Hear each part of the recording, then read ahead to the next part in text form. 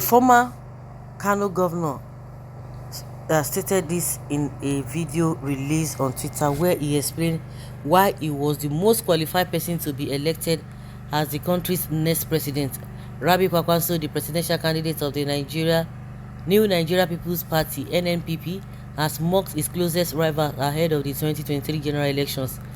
The former Kano state governor, this in a video released on Twitter, where he explained he was the most qualified person to be elected as the country's next president. He said Nigerians should vote wisely this time around, as the country needs someone who can save it.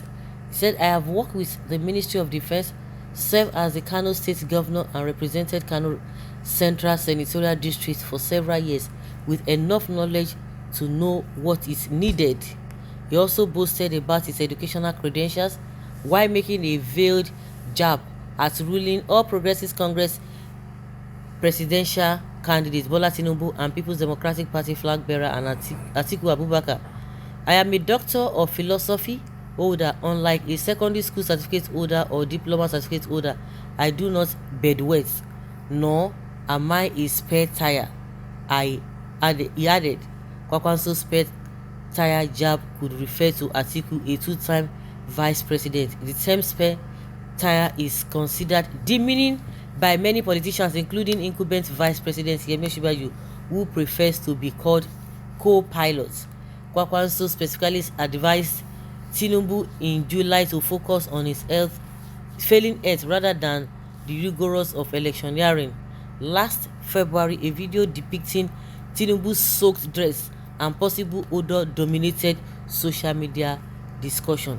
The APC presidential flag bearer was soaked behind when he stood up at the palace of Awujale of Ijebu land in Ijebu-Ode, with his security aide frantically covering his nose. Later, Tinubu, a strange ally, Minister of Interior Rauf Aregbesola, alluded to the incident, declaring "one thing to Sarah," meaning they are already urinating on themselves.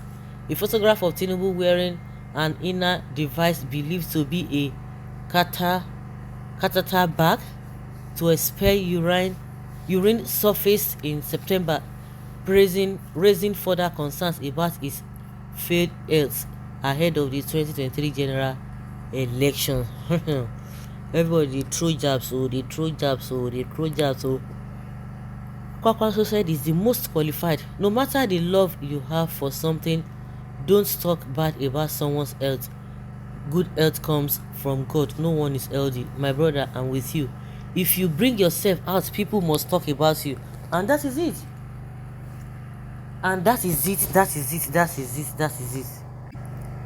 Yes, so if you don't want to be mocked, you stay back. That is it. People must talk. And there's no way you can control millions of people. You can't control people's emotions or the way they react, the way they need to talk. No, you can't tell them. You have no moral rights. How many people are you going to be controlling? That is why, if you are coming as a public person, and that is what is lacking in this political space, you want to come out and you don't want people to talk about you. You want to maintain your privacy, but you want that position of tries to be high up there. People will be worshiping you, people will be exalting you as the president, and you don't want them to talk other things about you. You lie. If you are coming as a public figure, believe you me, they will say everything about you. So all this blackmail, you don't use this or forget all those rubbish. Forget all those nonsense. Let the person, if you know that you're not qualified for something, you stay back. A lot of people are dealing with issues. They are not coming out. You don't even know them. So that is it. But in as much you say you want to be number one, the person must be scrutinized in and out. Bedwetting again, nothing Musa no go see, forget. So some candidates are bedwetting. Who are those bedwetting? Please, are they sell pampers? Very cheap. Maybe PDAPC or PDP. There's no smoke without fire. Everybody knows the truth, but some of us are only pretending that all is well with these old politicians.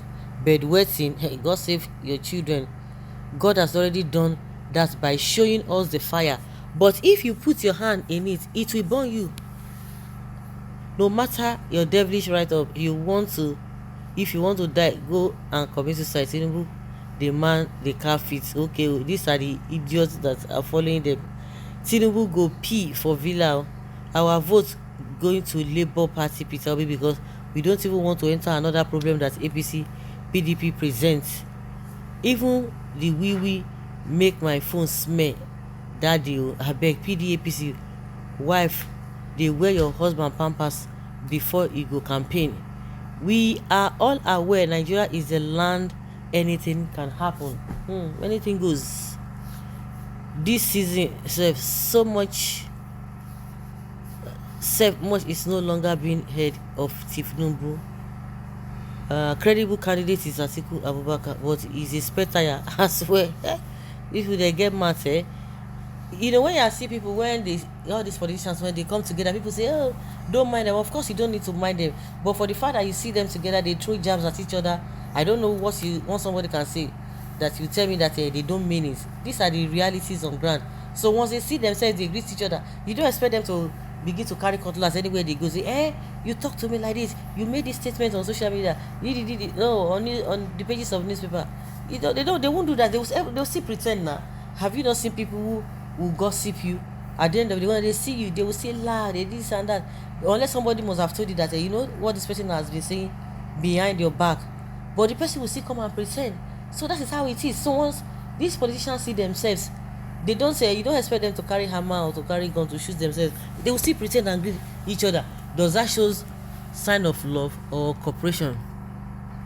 The supporters will tell you that both spare tires and bedwetting do not matter than their glutton desire to loot the national treasures.